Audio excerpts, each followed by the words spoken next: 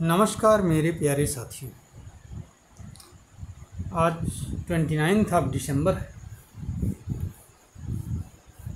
Hockey के जादूगर ध्यानचंद का जन्मदिन 29 अगस्त 1905 29 अगस्त 1905 को प्रयागराज में हुआ था।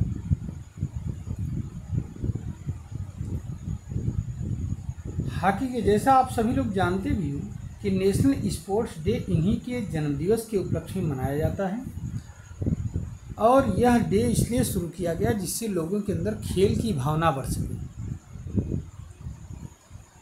खेल में लोग रुचि लें, अपने शरीर को स्वस्थ रखें। विवेकानंद ने एक बार कहा था कि मैंने जितनी मेहनत पढ़ने में किया उतनी मेहनत अगर मैंने खेल के मैदान में की होती तो शायद यह आज इतना परेशान न होता। क्यों? क्योंकि शारीरिक रूप से चुस्त दुरुस्त रहते। तो खेल का मैदान शारीरिक और मानसिक रूप से आपको सबल बनाता है, चुस्त दुरुस्त बनाता है। इनको हॉकी का जादूगर कहा जाता है। 3 बार 1928 Amsterdam, 1932 Los Angeles, 1936 Berlin Olympic में भारत को गोल्ड मेडल दिलवाया था। नीदरलैंड में एक बार एक मैच चल रहा था तो उसमें इनके ऊपर क्वेश्चन किया गया कि कहीं स्टिक में इनके चुंबक तो नहीं। तो जब स्टिक तोड़ी गई तो कुछ नहीं हाथ लगा, उनसे स्टिक ले ली गई, दूसरी स्टिक उनको दे दी गई। तो दूसरे स्टिक से भी वो वहीं कमाल करने लगे, गेंद को नचाने लगे।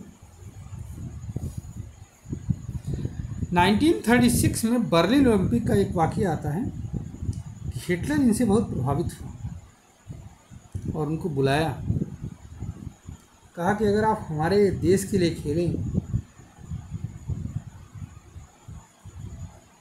तो मैं आपको मार्शल बना दूंगा अपनी आर्मी में।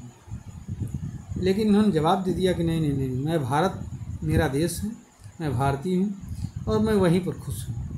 जो कुछ भी हमें भारत से मिला है वहीं हमारे लिए बहुत है। आप लोगों को मालूम होना चाहिए कि डॉन ब्रैडमैन का नाम जैसे क्रिकेट में लिया जाता है, पेले का नाम जैसे फुटबॉल में लिया जाता है, मोहम्मद अली का नाम जैसे बॉक्सिंग में लिया जाता है, वैसे ही मेजर ध्यानचंद का नाम लिया जाता है काहे में? हॉकी पूरे विश्व में। 1922 से 1956 तक इन्होंने ब्रिटिश आर्मी और इंडियन आर्मी में सेवाएं दी और अंत में मेजर के रैंक का प्रमोशन देकर के इनको ऑनरी प्रमोशन देकर के इनको रिटायर किया गया। भारत सरकार ने भी पद्म भूषण की उपाधि दिया था। लेकिन दुर्भाग्य क्या है इस देश का कि जहां हम बात करते हैं हॉकी की तो अब तो हमारे देश में हॉकी की इतनी लोकप्रियता भी नहीं रही। हमें नहीं लगता क्रिकेट के आगे कुछ बचा है। क्रिकेट मतलब क्रिकेट के आगे कुछ बचा भी है, हमें नहीं लगता। और हम बोलने को तो चाहिए जितना बोल लें, लेकिन जब बात आती है अपने किसी महान व्यक्ति को चाहे जिस फील्ड में हो सम्मानित करने की, तो वहाँ हमारे हाथ जैसे बंध जाते हैं। इतना बड़ा हॉकी लीजेंड पूरे वर्ल्ड में सम्मानित किया जाने वाला व्यक्ति, लेकिन भारत सरकार के पास उनके लिए भारत रत्न नहीं। भारत सरकार तो भारत रत्न उन लोगों को देती है जिनसे उसको कुछ पॉलिटिकल गेन मिले। मतलब समझ में नहीं आता कि क्या भारत रत्न के नाम पर इस देश के सिर्फ नेता ही बचे हैं, कोई आम आदमी नहीं बचा है, कोई और फील्ड का आदमी नहीं बचा है जो कि खेलने में माहिर हो और भारत रत्न पा सके। दिया गया सचिन तेंदुलकर जी को दिया गया है। निश्चय ही वो क्रिकेट की एक महान खिलाड़ी थी, लेकिन अगर समय, परिस्थिति, देश काल की बात की जाए तो सचिन तेंदुलकर इनसे कहीं छोटे हैं। लेकिन ये राजनीति का विडंबना है कि सचिन तेंदुलकर को तो मिल जाएगा भारत रत्न, ध्यानचंद को नहीं दिया जाएगा। मैं यहाँ सचिन तेंदुलकर का विरोध नहीं कर रहा हूँ, मैं किसी व्यक्ति के सम्मान की बात कर रहा हूँ बस।